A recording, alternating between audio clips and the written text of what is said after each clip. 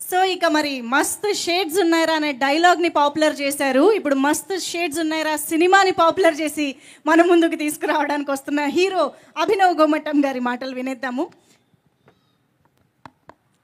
Thank you guys. Thanks a lot. First of all, I have to thank Varun Tej garu ivala. Urke edo ante Varun Tej garu is such a big hero.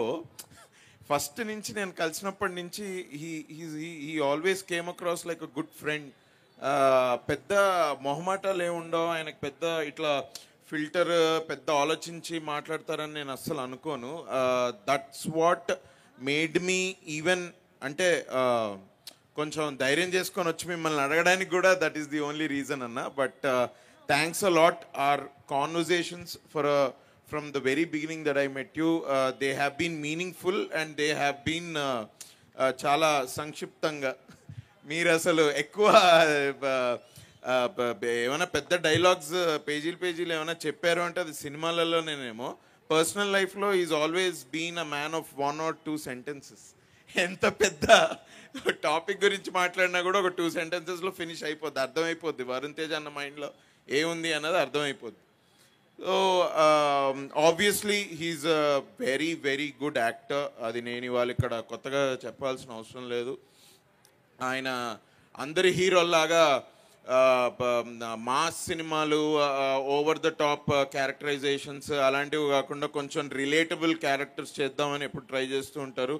We see that in your films అన్న. The range that you have, I think the last 5 years మీ 5 సినిమాలు తీస్తే అసలు ఏమి అలీరాజ్ మన ఇద్దరికి అన్ని character చేయడం చాలా టైం పడుతుందేమో బ్రో.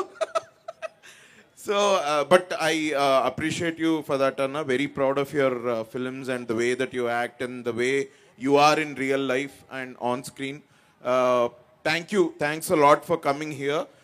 ప్రతి అంటే ఇక నేను ఇప్పుడు ఈ సినిమాకి హీరో కాబట్టి మిమ్మల్ని ఎలా అయినా థ్యాంక్ చేయాలని ఐఎమ్ నాట్ థ్యాంకింగ్. ఒక పెద్ద స్టార్, ఒక పెద్ద సక్సెస్ ఉన్న హీరో ఇలాంటి ఈవెంట్కి వస్తే బేసిక్గా దాని అర్థం ఏంటంటే we have some kind of positive energy with us. And దానికి I have to thank you. ఇప్పుడే అన్న అంటున్నాడు నేను ఇట్లా చేతులు కట్టుకుంటే నువ్వు హీరో సినిమాకి చేతులు ఎందుకు కట్టుకుంటున్నావు అని. Thank you Anna. Thanks a lot for this positive encouragement and this energy. Thanks a lot for being here. I can't thank you enough. Thank you.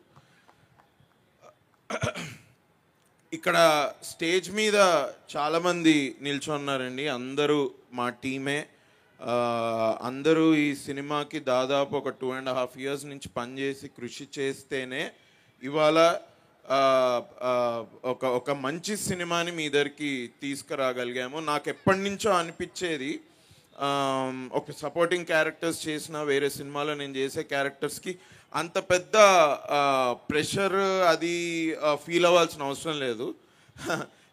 మన షూటింగ్ డేట్స్ ఇచ్చినప్పుడు మనం పొద్దున్న లేచి సెట్కి వెళ్ళి డైరెక్టర్కి కావాల్సింది ఆయనకి అక్కడ యాక్టింగ్ ద్వారా ఇచ్చేస్తే మన పని అయిపోతుంది. నేను ఇంటికి వెళ్ళిపోయి నా వేరే పనులు ఏమైనా ఉంటే చూసుకోవచ్చు. బట్ ఈ సినిమా అలా అస్సలు లేకుండింది.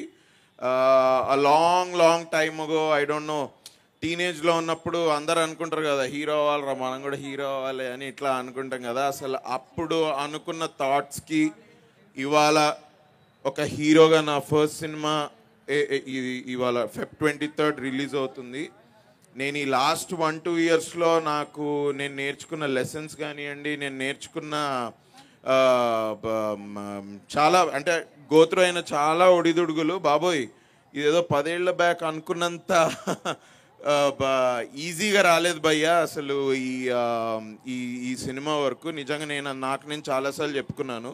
But I'm also very thankful first of all దేవుడికి. ఎందుకు అంటే it's a very competitive field.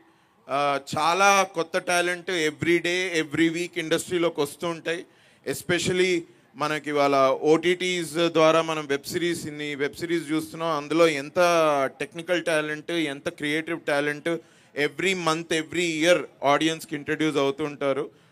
అలాంటి ఒక కాంపిటేటివ్ ఇండస్ట్రీలో కొంచెం నిలదొక్కుని ఏదో నా పార్టీ పాపులారిటీని సక్సెస్ పొందో ఇక్కడ ఇవాళ నేను నిల్చొని ఉన్నాను అంటే I have to give credit to God and I really count my blessings for that.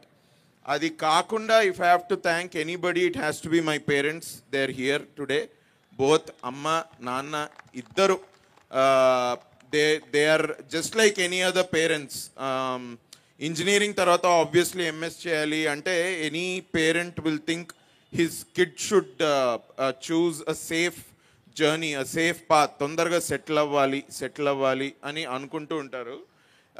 మనము సెటిల్ అవ్వకుండా రెబెల్ అయ్యి ఏదో చేద్దామని బయలుదేరితే అసలు అంటే దూల తీరుతుంది భయ్య.